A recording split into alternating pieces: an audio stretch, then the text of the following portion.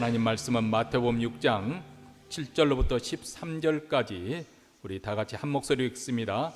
또 기도할 때 이방인과 같이 중언부언하지 말라. 저희는 말을 많이 하여 들으실 줄 생각하느니라. 그러므로 저희를 본받지 말라.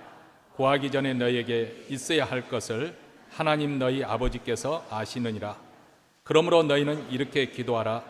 하늘에 계신 우리 아버지여, 이름이 거룩히 여김을 받으시오며 나라의 임하옵시며 뜻이 하늘에서 이룬 것 같이 땅에서도 이루어지이다.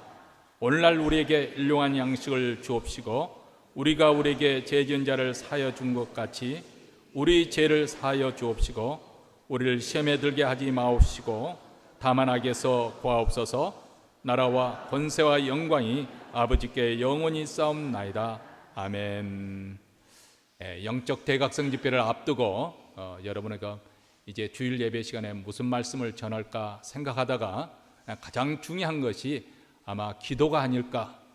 다시금 기도에 대한 열망, 소원하는 마음을 이렇게 불어 넣어주기를 원해서 오늘 본문을 택했는데요.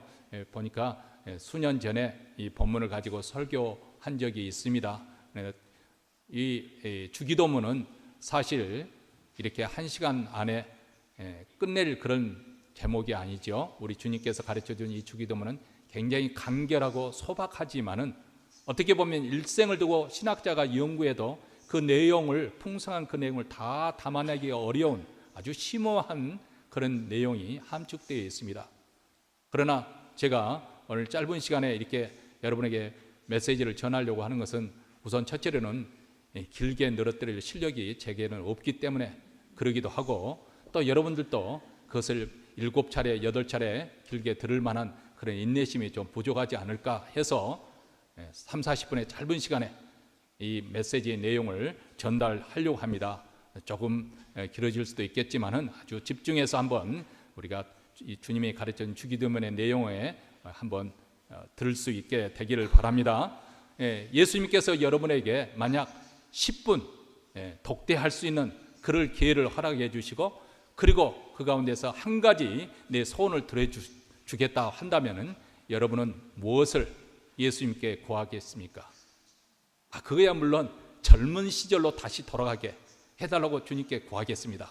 그렇게 말할 분도 계시겠고, 아니면은 새로운 직장을 달라고 그렇게 요구하겠습니다.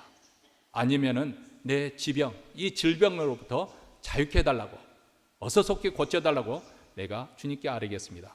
아니면 지금 불경기가 진행되더라도 내가 돈을 좀 잘 벌 수 있도록 좀 주님께 요청을 하겠습니다. 예수님의 제자들도 놀랍게도 그럴 기회를 가졌습니다. 그런데 누가복음 11장 1절에 의하면 제자들이 신기하게도 주여 우리에게 기도 가르쳐 주시옵소서 이렇게 요청을 했습니다. 자, 그들이 원하는 것도 필요한 것도 참 많았을 텐데 왜 하필이면 기도에 관한 것을 요청하였을까요? 제 생각에는 그들이 예수님의 삶 가운데 나타난 기도의 결과들을 직접 목격했기 때문에 라고 생각이 되어집니다.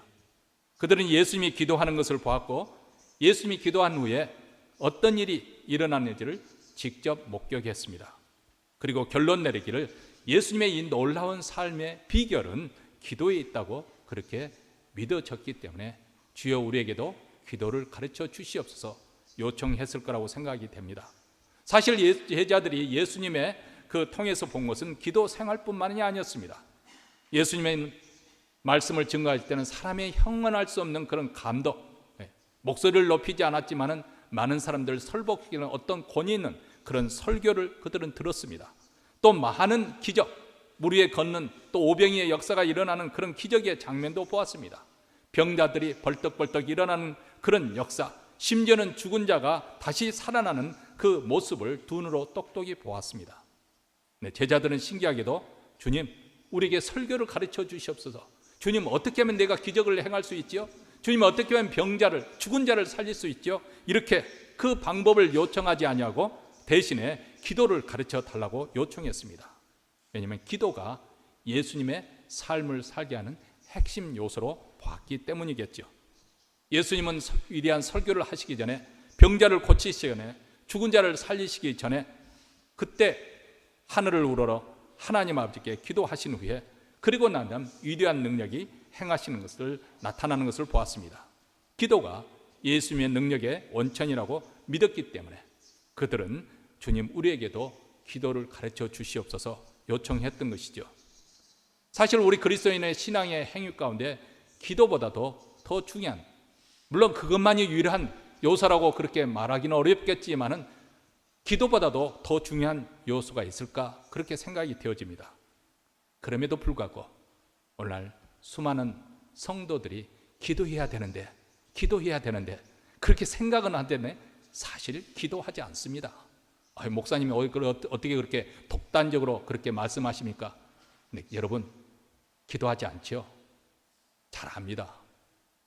제가 어떻게 아냐면은 수십 년 전에 미국 전체 교회 목회자들에 대한 하루의 기도 생활을 얼마나 하는가 통계를 냈는데 놀랍게도 3분이었다고 합니다.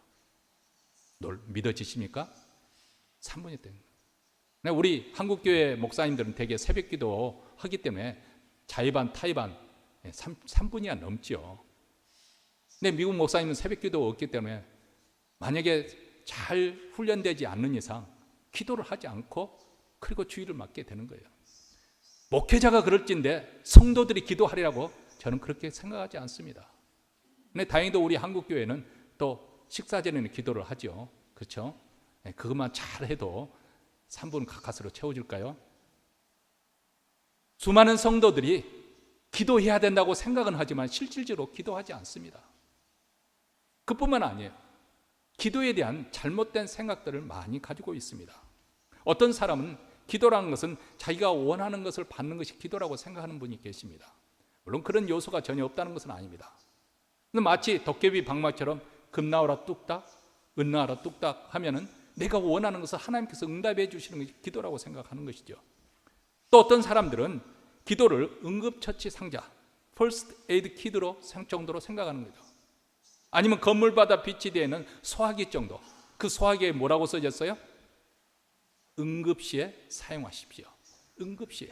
그러니까 보통 때는 기도하지 않지만 비상한 일이 일어나면은 발등에 불이 떨어지면 그때 비로소 무릎을 꿇고 주여 주여 도와주십시오. 이렇게 기도하는 것으로 생각을 합니다.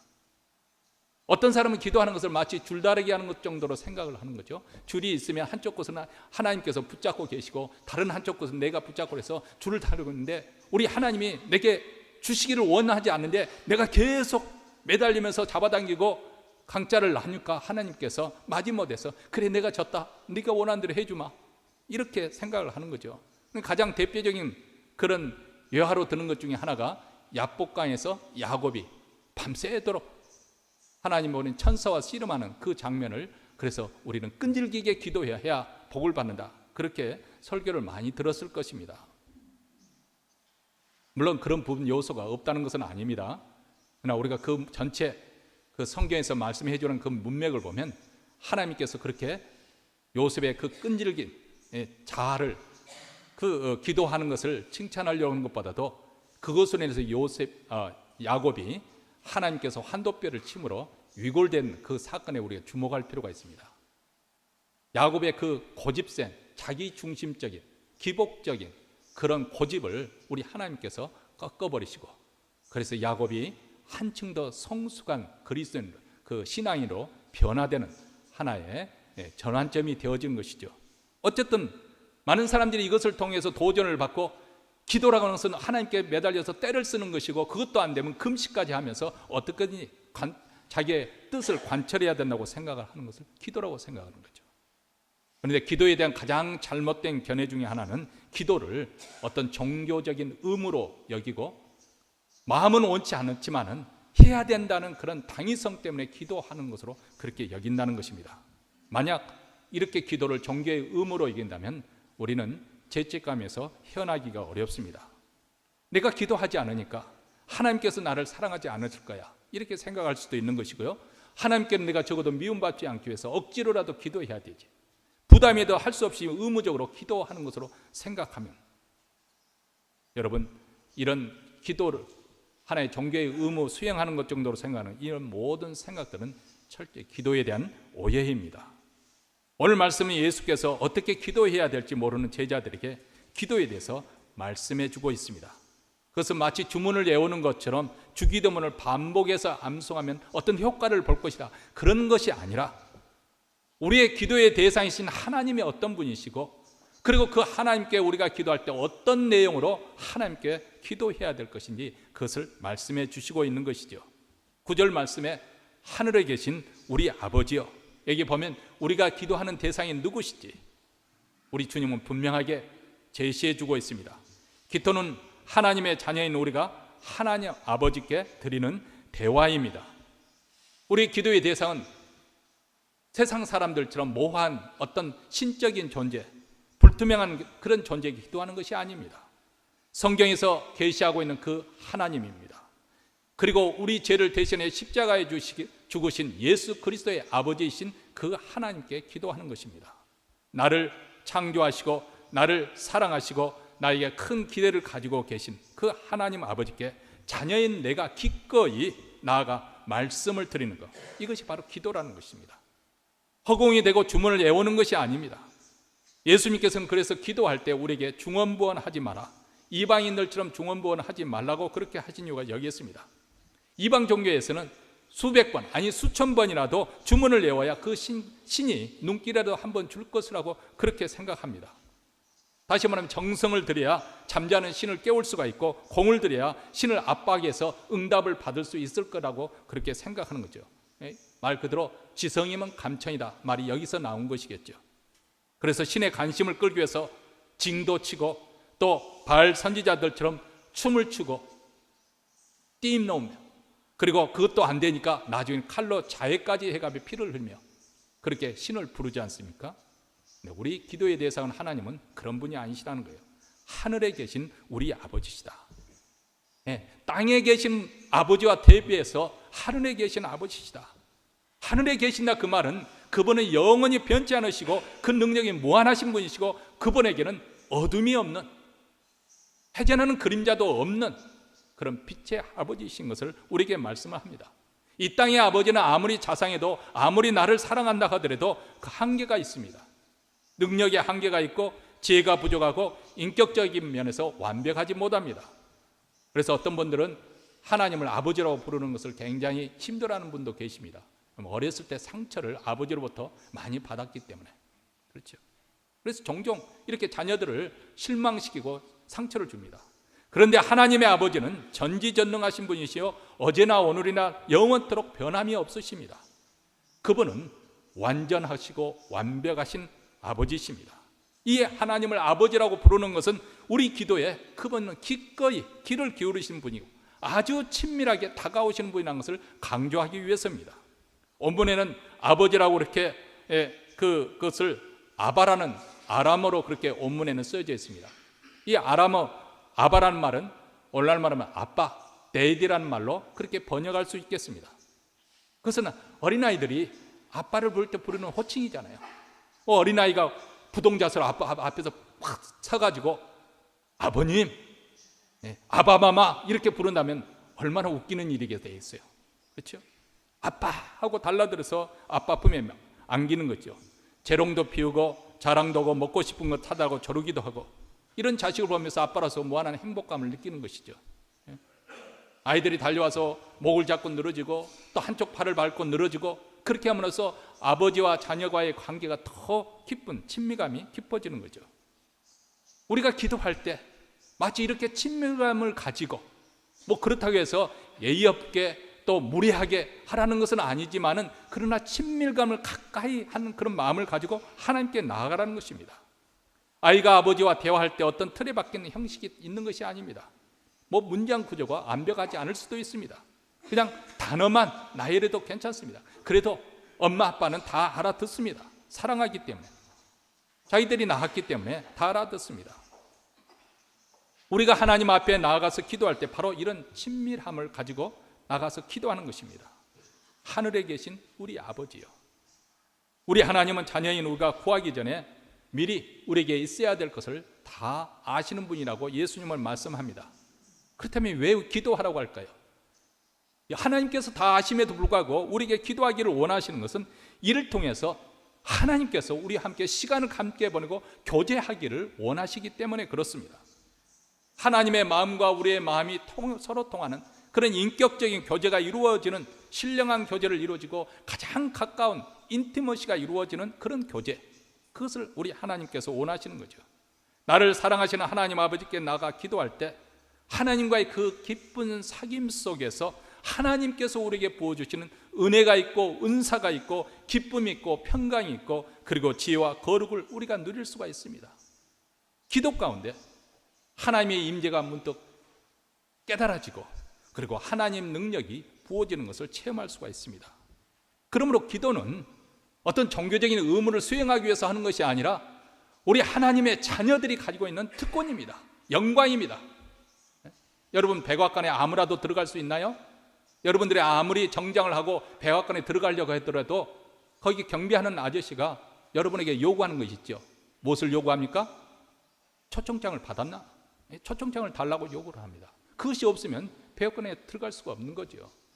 그러나 여기에 백악관을 들을 때 아무런 규제를 받고 통제를 받지 않고 들락날락 할 수 있는 권리를 가진 사람이 있습니다. 누구일까요? 대통령의 자녀들입니다. 우리가 영광의 하나님 앞에 나아갈 수 있는, 예수의 피를 힘입어서 영광의 자리에 나아갈 수 있는 그 유일한 그 조건을 갖춘 자, 바로 하나님의 자녀들입니다. 기도는 우리의 의무보다도 특권이요, 우리의 영광입니다. 그렇다면 이 하나님 앞에 나와서 구체적으로 우리가 무엇을 위해서 기도해야 될까요? 먼저 그분의 이름이 거룩히 여김을 받도록 기도해야 될 것을 말씀하고 있습니다. 하나님의 이름이 거룩히 여김을 받으신다는 것은 하나님의 존재가 온 세상 만물과 구별되어 영광을 받도록 기도하는 것을 말합니다. 하나님이 하나님으로서 정귀하게 대접을 받도록, 하나님의 영광이 온 세상에 가득하도록 기도하라고 그렇게 말씀합니다. 선지자 이사야는 어느 날 성전에 들어갔다가 스랍들이, 천사들이 하나님을 찬양하는, 하나님의 거룩하심을 찬양하는 것을 보았습니다. 거룩하다, 거룩하다, 거룩하다, 만군의 여호와여 그의 영광이 온 땅에 충만하도다. 세 번이나 거룩하다 이렇게 찬양하는 것은 하나님의 거룩성이 지고하다는 것을 말씀하고 있는 것이죠. 우리는 그 하나님 앞에 피조물이요, 또 하나님의 그 자녀들이기 때문에 당연히 이 영광스럽고 거룩하신 하나님 찬송하지 않을 수가 없습니다. 하나님께서 생명과 호흡을 우리에게 주시지 않는다면 무슨 죄로 우리가 살겠습니까? 아무도 내일 일을 장담할 수 있는 것이 우리 인생이 아닙니까? 물론 우리가 건강할 때는 그것을 당연하게 생각할지 몰라도 나이가 들어가면 점점 연로해져가는 원만한 인생에 놓으면 내가 인생을 산다는 것이 결코 우연히 되는 것이 아니구나 하는 것을 깨닫습니다. 왜냐하면 분명히 어젯밤에 건강히 잠자리에 들었는데 아침 뭐든 일어날 수 있다는 것을 깨달아지거든요. 그래서 예전에 한국 그 인사말 중에 밤새 안녕하셨습니까? 밤새 안녕하셨습니까? 하나님께서 생명을 주시고 호흡할 수 있는 주시지 않으면 우리가 생존할 수 없기 때문에, 하나님께서 우리에게 지혜와 건강을 주시지 않으면 어떻게 세상을 살아갈 수 있겠습니까? 그러므로 우리는 하나님의 영광을 찬송하며 하나님의 이름이 정귀하게 높임을 받도록 기도하는 것이죠. 그리고 이어서 나라의 임하옵시며 이렇게 말합니다. 하나님의 통치, 하나님의 공의로운 통치가 이 땅에 임하도록 위해서 기도하라는 것입니다. 본래 이 세상은 하나님이 창조하셨고 하나님께서 당연히 이 세상의 주인이십니다. 그런데 인류의 조상 아담의 범죄로 말미암아서 지금 어떻게 보면 사단이 세상 임금, 왕노릇을 하고 있는 것이죠. 온갖 더러운 것과 거짓함과 음란한 것을 통해서 사람들의 마음을 유혹하고 여기에 굴복하면은 사단의 종노릇을 하게 되는 것이죠. 지금 사단이 왕이 아님에도 불구하고 세상에서 실제적으로 왕노릇하는 이유가 바로 죄의 권세와 사망의 권세를 통해서 사람들을 위해서 군림하기 때문에 그렇습니다. 여러분, 요즘 시대에 많이 발달된 인터넷이나 케이블 TV나 영화 이런 영상 매체를 통해서 젊은 청년들의 마음을 장악하고 사단은 자기 노예로 삼고자 그렇게 발악을 하고 있습니다. 그 마음에 음란을 심고 폭력을 심어주고 감각적인 문화들로 사로잡고 있습니다. 그래서 잠언 4장 23절에 무릇 지킬 만한 것보다 더욱 내 마음을 지키라. 이 말씀이 그 어느 때보다도 오늘 이 시대에 사는 우리에게 필요한 말씀이 아니겠습니까? 그냥 잠자고 있을 때가 아니라는 거예요. 정신 차리고 기도해라는 거예요. 세상 돌아가는 뉴스를 들 때 그냥 흘려드는 것이 아니라 영적으로 분별하면서 한번 분석해 보십시오. 정치적으로, 경제적으로, 또 도덕적으로 영적으로 볼 때 총체적인 위기의식을 갖지 않을 수가 없습니다. 이럴 때 우리 믿는 자들이 사명감을 가지고 열렬하게 하나님께 부르짖어 기도해야 되지 않겠습니까? 특별히 하나님의 나라가 임하도록. 하나님의 나라가 임할 때 어둠의 권세가 물러나고 하나님의 나라가 임할 때 불의한 정권들이 물러서고 그리고 공의가 이루어지는 것이지요. 탐욕과 거짓과 부정과 부패와 분열과 다툼의 영이 쫓겨나가는 것이죠. 우리의 가정과 내 마음에 더럽고 추악한 그런 악한 영들이 침투 못하도록 지켜달라고 기도해야 됩니다. 날마다 성령께서 내 마음을 주장하도록, 북한 땅에도 소리속히 하나님의 나라가 임할 수 있도록, 선교지에 하나님의 통치가 이루어지도록, 온 세상에 우리 주님의 나라가 임하도록, 그 주님의 통치의 영역이 더욱더 확장되어 가도록 우리는 기도하는 것입니다. 우리 주님께서 우리에게 마지막 당부하신 그 유언, 너희는 가서 온 족속으로 제자를 삼으라. 온 세상에 복음을 전파하고 사단의 권세가 무너지고 하나님 나라가 임할 수 있도록 우리가 기도해야 될 것. 하나님 나라에 임하옵시며 그리고 뜻이 하늘에서 이룬 것 같이 땅에서도 이루어지이다. 하늘에서는 하나님의 뜻대로 완전히 이루어졌습니다. 그러나 이 땅에는 인간의 교만으로 말미암아서 하나님의 뜻이 방해를 받고 있습니다. 사람들은 자신의 욕심과 교만으로 자기의 뜻을 앞세우죠. 자신의 계획으로 앞세웁니다. 그리고 자신의 뜻 가운데 자신의 계획대로 진행되면 우리는 행복할 거라고 그렇게 말합니다. 그래서 지난 역사 속에 많은 사람들이 나름대로 각종 이데올로기야 그리고 사상들을 만들었지요. 하나님 없이 우리 인간 중심으로 그리고 인민이 중심이 되는, 아니면 인간의 철학과 종교와 문화를 통해서 유토피아를 꾸며보고자 그렇게 애를 썼습니다. 그런데 그 모든 시도가 다 실패로 끝났습니다. 그러므로 우리는 겸손히 무릎을 꿇고 이렇게 기도해야 됩니다. 주님의 뜻이 이루어지기를 원합니다. 하나님의 아들이신 예수님도 나의 원대로 마옵시고 아버지의 원대로 되기를 원하나이다. 내 뜻대로 되어지는 것이 아니라 아버지의 뜻이 되기를 원합니다. 우리에게 필요한 것은 바로 이 하나님 나라가 임하는 것이고 하나님의 뜻이 이루어지는 것입니다. 하나님께서 왕이 되어지고 주권자가 되어져서 회복이 되어질 때, 이렇게 창조의 질서가 회복되어지면 여기에 진정한 평화와 그리고 행복이 찾아오게 되는 것이죠.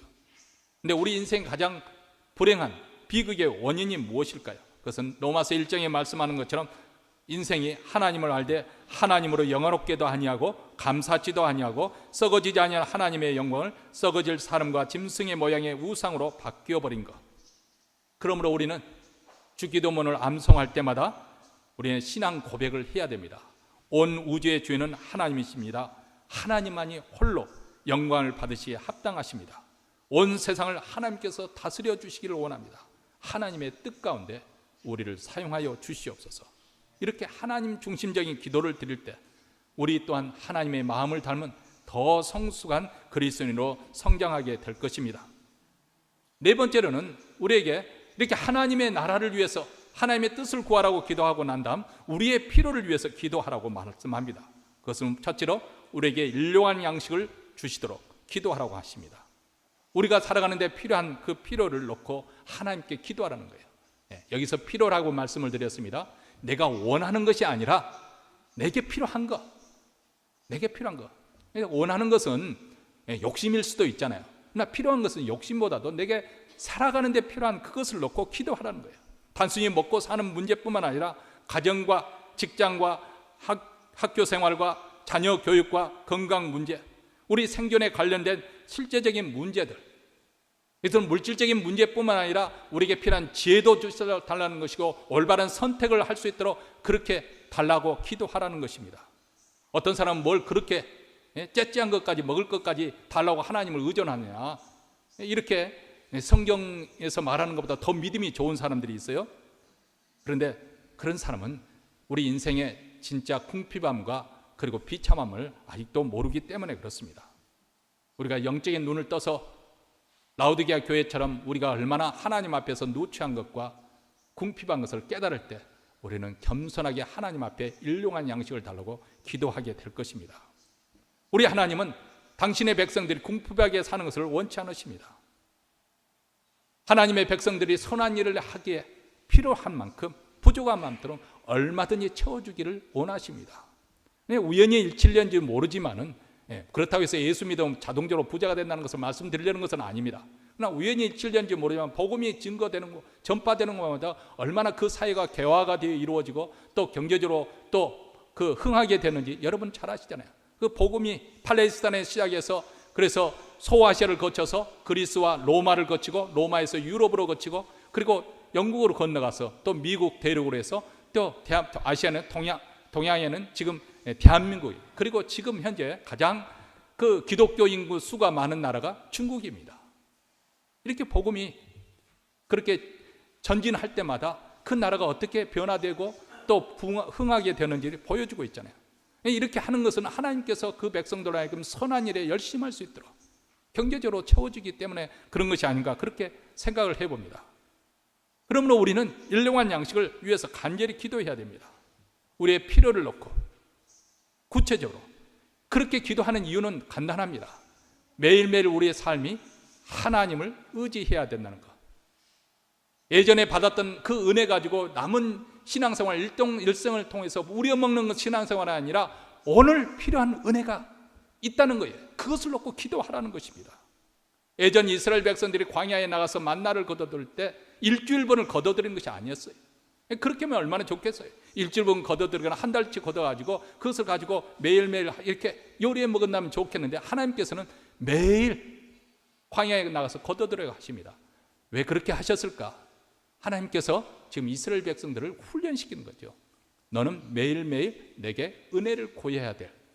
너희들은 나를 의지하지 않으면, 나를 의존하지 않으면 살 소망이 없는 인생이라는 것을 깨닫게 하도록 그렇게 훈련시키시는 거죠. 우리는 하루도 주님이 우리를 붙잡아 주시지 않으면, 주께서 우리를 도와주시지 않으면 살 수 없는 존재라는 것 사실을 정직하게 인정해야 됩니다. 그러므로 매일매일 주님 앞에 나가 무릎 꿇고 기도하는 것이죠. 그러면 하나님께서 당신의 자녀에게 필요한 가장 좋은 것으로 먹이시고 입혀 주실 것입니다. 이어서 우리는 우리의 죄를 사하여 주시도록 기도해야 됩니다. 죄는 하나님과 우리 사이의 관계를 파괴시키고 우리를 불행하게 만드는 원흉입니다. 죄는 하나님과 나사를 틀어막는 찌꺼기와도 같습니다. 여러분, 쓰레기를 집안에 그대로 놓고 한 달이고 두 달이고 1년이고 그렇게 섞여둘 사람이 어디 있어요? 거름이 되라고 그렇게 섞여두겠습니까? 그것은 매일 안 되더라도 일주일에 한 번은 다 쓰레기를 처분합니다. 집안에 두면은 냄새가 나고 그 부패한 냄새를 견딜 수가 없기 때문에. 그와 마찬가지로 죄는 하나님 앞에 토해버리는 그 문제를 빨리 해결해야 되는 것이 지혜로운 사람이죠. 시편 66편 18절에 보면 내가 나의 마음에 죄를 뿌면 주께서 듣지 아니하시리라 이렇게 말씀하고 있고요. 그러므로 우리는 할 수 있다면 빨리 죄를 고백하고 죄사함을 은총을 입어야 되는 것이죠. 잠언 28장 13절에도 자기의 죄를 숨기는 자는 형통치 못하나 죄를 잡아가고 버리는 자는 불쌍히 여김을 받으리라 이렇게 말씀을 하고 있습니다. 요한일서 1장 9절에 보면 만일 우리가 우리 죄를 자백하면 저는 미쁘시고 의로우사 우리 죄를 사하시며 모든 불의에서 우리를 깨끗게 하실 것이라 이렇게 말씀하고 있습니다.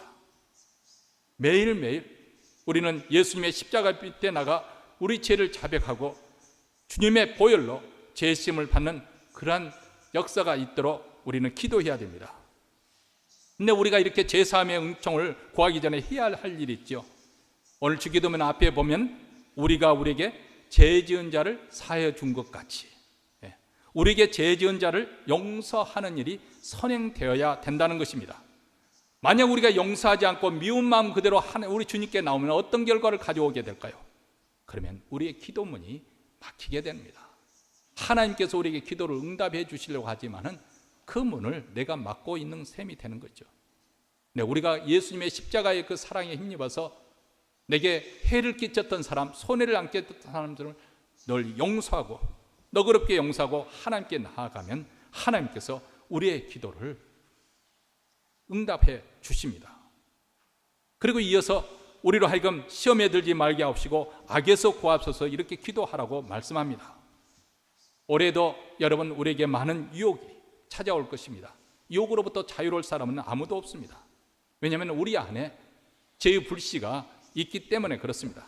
그래서 평소에는 괜찮은데 그 사람이 평소에는 괜찮은데 이상하게 어떤 그런 상황이 되면 돌변해버리는 그런 경우가 있잖아요. 우리도 그렇습니다. 조금만 외적으로 충동질이 나면 그 불씨가 되살아나서 스파크에 불이 붙는 거죠. 음란이 충동절을 받고 혈기가 끌어오르고 미움의 불꽃이 피고 탐심의 홍수처럼 밀려올 수가 있다는 것입니다. 그런데 많은 경우에 시련, 어려운 역경은 이겨낼 수는 있지만은 시험은 이기기 어렵다는 그런 말이 있습니다. 다시 말하면 시련의 때, 역경의 때는 피땀 흘리면서 정상에 잘 올라가는데, 그런 어느 정도 정상에 올라선 다음에 시험을 이기지 못해서 인생을 막치는 사람이 우리 주위에도 있습니다. 가장 대표적인 사람이 바로 다윗이 아니겠습니까? 문제는 인간의 의지로 이 시험을 쉽사리 이길 수가 없다는 것입니다. 또 시험이라고 하는 것은, 요구라는 것은 함정이기 때문에 얼른 식별이 잘 되지를 않습니다. 항상 거기는 달콤한 미끼가 끼워져 있어서 알아도 이것을 뿌리치기가 용이하지 않습니다. 그러므로 우리 주님께서는 우리에게 기도하라고 말씀하는 것이죠. 시험이 든 후에 신세를 망치기 전에 땅을 치고 통곡하고 후회하지 말고 미리미리 기도함을 통해서 영적으로 무장하라는 것입니다. 영적으로 각성되어 깨어 있으면 시험이 올 때 즉각적으로 그것을 그 마음이 아는 거죠. 근데 영적으로 둔감했으면 그 시험이 찾아와도 그 시험인 줄 모르고 덥석 물게 된다는 것입니다. 우리가 잘 나갈수록 겸손하게 하나님 앞에 무릎을 꿇어야 될 이유가 여기 있습니다. 왜냐하면 악과 시험은 결코 내가 이길 수 있는 그런 문제가 아니기 때문에. 그래서 우리는 성령 안에서 무시로 기도하라. 에베소 4장 27절에 보면 마귀에게 틈을 주지 말라고 그렇게 말씀합니다. 그러려면 나는 나의 연약함을 겸손하게 인정하고 날마다 기도함을 통해서 성령의 힘을 입어서 마귀의 계계를 물리쳐야 되고, 또 모든 시험으로 또 보호받고 악으로부터 건져주시는 그런 성령의 도우심을 받는, 이것이 바로 기도 생활입니다. 마지막으로 나라와 권세와 영광이 아버지께 영원히 있사옵나이다. 아멘. 우리 한글 성경에는 이것을 이렇게 가로로 딱 쳐져 있고 영어 성경에는 아예 빠졌습니다. 그 이유는 간단합니다. 후세 성경 고증학자들이, 성경학자들이 연구를 해본 결과 어쩌면 이것은 예수님께서 가르쳐준 그 주기도문에 들어있지 않을 가능성이 더 크다고 판단했기 때문에 그렇습니다. 그러니까 어떤 원본은 없는데 사본은, 수많은 사본 가운데 어떤 지역에서 출토된 그 사본은 이 구절이 들어있는데, 다른 지역에서 나온 그 사본들을 살펴보면 이 구절이 빠져 있거든요. 그러면 이제 성경학자들이 생각할 때 이거는 어떤 연구인가? 아마도 후세 그 성경을 필사하는 사람이 예수님께서 가르쳐준 주기도문을 이렇게 기록하다가 보니까 너무 감동이 되어서 그 감격에 벅찬 나머지 어쩌면 성령의 감동하심에 의해서 자기가 토를 단 거죠. 나라와 권세와 영광이 아버지께 영원히 있사옵나이다. 아멘 하고 자기가 기도문을 거기다 집어넣은 건데, 후세 사람이 그것을 보고 또 필사를 할 때 그것도 원래 원본인 줄 알고 그대로 필사를 해가지고 그렇게 됐지 않았을까? 성경학자들은 그렇게 추론을 합니다. 뭐 사실은 어떤 것인지 나중에 밝혀지겠습니다만, 훗날 밝혀지겠습니다만, 어쨌든 중요한 것은 그럴지라도 이 구절이 있으므로 저는 주기도문이 좀 어떤 완성점을 갖지 않는가, 그런 생각을 해봅니다. 왜냐하면 우리가 아무리 부르짖어 기도해도 그 기도의 대상인 우리 하나님이 무력하신 분이시다, 그 나라가 빈핍하고 가난한 나라다 하면은 우리가 기도할 필요가 뭐가 있겠습니까? 그런데 나라와 권세와 영광이 우리 아버지 하나님께 영원 무궁토로 있습니다. 다윗은 이 점을 잘 알았던 것 같습니다. 그래서 역대상 29장 11절에 보면 11절과 12절에서 이렇게 고백합니다. 여호와여, 위대하심과 권능과 영광과 승리와 위엄이 다 주께 속하였사오니 천지에 있는 것이 다 주의 것이로소이다. 여호와여, 주권도 주께 속하였사오니 주는 높으사 만물의 머리이심이니이다. 부와 귀가 주께로 말미암고 또 주는 만물의 주제가 되사 손에 권세와 능력이 있사오니 모든 사람을 크게 하심과 강하게 하심이 주의 손에 있나이다. 주님은 다윗은 우리 하나님이 얼마나 광대하신 분이신가, 얼마나 부유하신 분이신가, 얼마나 능력이 크신 분이신가, 이것을 잘 파악하고 있었던 것 같습니다. 온천의 권세와 능력을 가진 하나님께서, 그런데 하나님의 자녀인 우리의 기도를 듣고 계십니다. 그리고 우리 주님의 마음에 합당한 기도, 하나님의 뜻에 부합한 그 기도는 반드시 응답해 주실 줄로 믿습니다. 이를 행하시는 여호와, 그것을 만들며 성취하시는 여호와, 그 이름이 여호와라 부르시는 그 이가 우리에게 약속을 하십니다. 너는 내게 부르짖으라. 내가 내게 응답하겠고 내가 알지 못하는 크고 은밀한 일을 내게 보이리라. 이렇게 말씀하고 계십니다. 하나님의 나라, 엎드려 기도하는 우리에게 달려 있습니다. 이게 참 놀라운 신비가 아닙니까? 하나님께서 얼마든지 능력 가운데 행사하실 수 있는 그 하나님의 나라, 구원의 역사도 얼마든지 하나님 스스로 이루실 수 있음에도 불구하고 하나님께서는 우리에게 기도하라고 부르시는 거예요. 여러분, 이스라엘 백성들이 포로로 끌려갈 때 하나님께서 에레미야 선지자를 통해서 70년이 지난 후에 너희들이 다시 돌아올 것이다.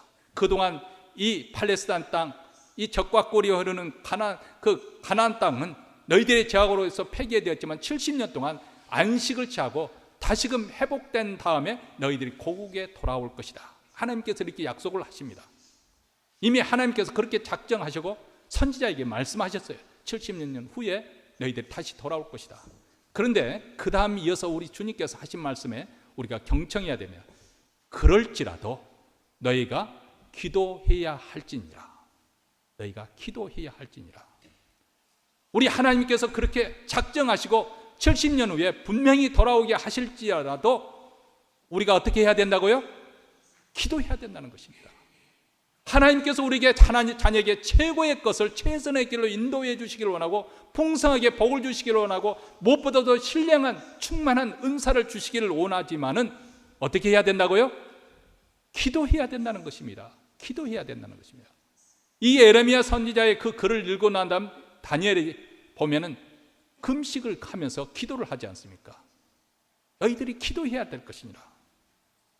여러분, 우리가 기도해야 될 일들이 참 많지 않습니까? 우리가 살고 있는 이 미국 땅을 위해서, 우리 자손들이 살 이 땅을 위해서 우리가 기도를 해야 됩니다.